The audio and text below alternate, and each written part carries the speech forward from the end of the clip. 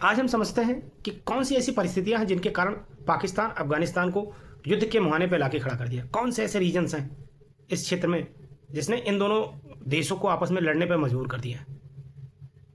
सबसे important fact जो है वो डूरंड रेखा है।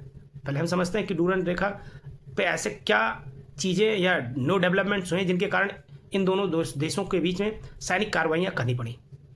ऐतिहासिक रूप से देखा जाए तो डूरंड रेखा काफ़ी विवादित रही है। हाल ही के दिनों में देखें तो अफगानिस्तान तालिबान बल और पाकिस्तानी सैनिकों के बीच में बाड़बंदी को लेकर, तहरीक तालिबान पाकिस्तान की मौजूदगी को लेकर, साथ ही साथ अफगानिस्तान शरणार्थियों के निर्वासन को लेकर काफ़ी टकराव देखे गए हैं और इन टकरावों के कारण ही प्रत्यक्ष सैन्य कार्रवाई के रूप में बदल गया, जिसमें पाकिस्तान के द्वारा गजब ए लिल हक नामक एक सीमा पार जवाबी कार्रवाई भी शुरू की गई।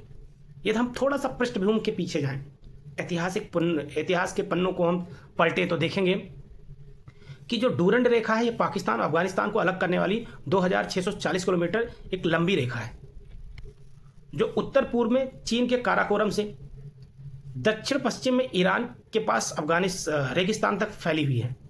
इसमें खैबर दर्रा भी आता है, श्वेत पर्वत भी आता है और कई महत्वपूर्ण भौगोलिक और रणनीतिक विशेषताओं से होकर यह गुजरती है।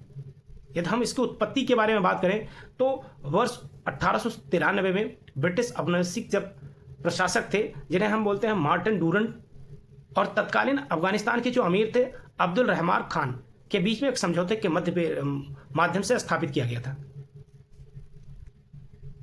ये मूल रूप से देखा जाए तो यह ग्रेट गेम की एक उत्पत्ति थी।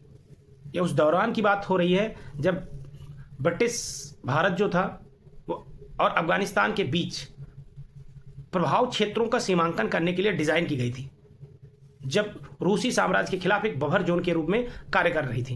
यदि हम थोड़ा सा ऐतिहासिक पन्नों को खंगालें तो पहला आंग्ल अफगान युद्ध को देखें जो वर्ष 1800 के आसपास हुआ था। उस दौरान अफगानिस्तान रणनीतिक रूप से काफ़ी महत्वपूर्ण बन गया था। उसके पीछे रीजन जो था वो रसिया और ब्रिटिश साम्राज्य, जो दोनों ही मध्य एशिया में अपना प्रभुत्व जमाने के लिए होड़ कर रहे थे। साथ ही साथ अंग्रेजों ने वर्ष 1800 से 39 में अफगानिस्तान पर आक्रमण किया, लेकिन प्रथम आंग्ल अफगान युद्ध के दौरान उन्हें पीछे हटना पड़ा। वर्ष 1873 में पुनः आक्रमण किया और द्वितीय आंग्ल अफगान युद्ध जीत लिया, और जीतने के बाद में एक गंडमक की संधि हुई, जिसके तहत अफगानिस्तान की विदेश नीति पर उन्होंने अपना नियंत्रण स्थापित कर दिया।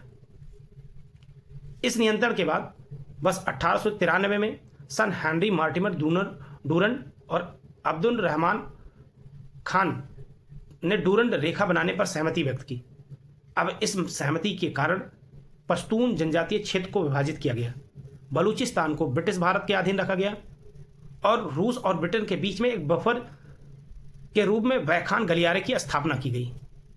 इसके बाद तृतीय आंग्ल अफगान युद्ध होता है जो 1919 में होता है, और उस युद्ध में रावलपिंडी की संधि होती है, और उसी संधि के बाद ये जो युद्ध था वो समाप्त कर दिया गया था, जिसके तहत अफगानिस्तान को अपने विदेशी मामलों पर नियंत्रण बहाल कर दिया गया और डूरंड रेखा की पुष्टि की गई।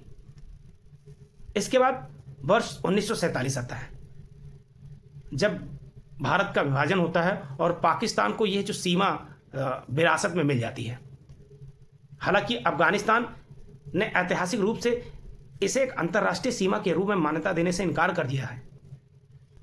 अब हम समझते हैं कि डूरंड रेखा के विवादों का मूल कारण क्या है। इसमें 3-4 अलग अलग कारण हैं। सबसे पहला तो यह है कि जो पश्तून का मुद्दा है, जो गैर मान्यता और पश्तून का मुद्दा है, वो सबसे इंपॉर्टेंट है।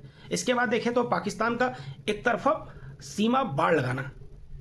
इसके बाद तीसरा जो है वो TTP, जिसे हम तहरीक तालिबान पाकिस्तान कहते हैं, और चौथा रीजन जो है व्यापार और आवागमन अवरोध का बिंदु। एक एक करके हम सारे फैक्ट को समझते हैं कि क्या है। गैर मान्यता और पश्तून का मुद्दा जो है वो सबसे इंपॉर्टेंट है। ये जो रेखा डूरंड रेखा है ये मनमाने ढंग से निजातीय पश्तून और बलूचिस्त जनजातियों को विभाजित करती है, परिवारों को विभाजित करती है, भूमि को विभाजित करती है और पारंपरिक प्रवासी मार्ग को भी अलग करती है। अफगानिस्तान ने ऐतिहासिक रूप से भू क्षेत्रीय दावों को संजोया है और प्रायः एकीकृत पश्तूनिस्तान की वकालत की है। दूसरा रीजन पाकिस्तान एक तरफा सीमा बाढ़ लगाना जो है, पाकिस्तान के पास बहुत सारी समस्याएं थी, जैसे आतंकवाद है, तस्करी है, अनियमित आवागमन, इन सबको रोकने के लिए वर्ष 2017 में डूरंड के आसपास बाड़ लगाने की एक बड़ी परियोजना शुरू की गई। अफगानिस्तान बलों द्वारा इस बाड़ को शत्रुतापूर्ण कार्य के रूप में देखा गया और अवैध सीमा को औपचारिक बनाता है और पश्तून समुदाय को भौतिक रूप से विभाजित करता है। अफगान बलों ने अक्सर बाड़ों को उखाड़ दिया जिसमें घातक झड़पें भी हुई। पाकिस्तान कई बार कहता है कि अफगान बल टीटीपी को सुरक्षित ठिकाना प्रदान करता है और टीटीपी जो है वो एक उग्रवादी संगठन है और यह पाकिस्तान में कई घातक हमले भी करता है। अफगानिस्तान, तालिबान और टीटीपी के बीच वैचारिक सामंजस्य है और काबुल ने इस समूह के विरुद्ध निर्णायक सैन्य कार्रवाई कर लेने की अनिच्छा दिखाई, जिससे इस्लामाबाद को काफ़ी ज़्यादा निराशा हाथ लगी। इसके साथ साथ ही देखें, व्यापार और आवागमन में जो अवरोध का बिंदु है, पाकिस्तान जो है प्रायः तोरखम और चमन स्पिन गोल्टाक जैसे सीमा प्रमुख बिंदुओं को दबाव की रणनीति के रूप में बंद कर देता है। चूंकि अफगानिस्तान देखें तो एक भू अवरुद्ध देश है जो अंतर्राष्ट्रीय व्यापार के लिए पाकिस्तान के बंदरगाहों पर अत्यधिक निर्भर है। इससे भारी आर्थिक कठिनाइयां भी होती हैं और साथ ही साथ में द्विपक्षीय संबंध भी खराब होते हैं।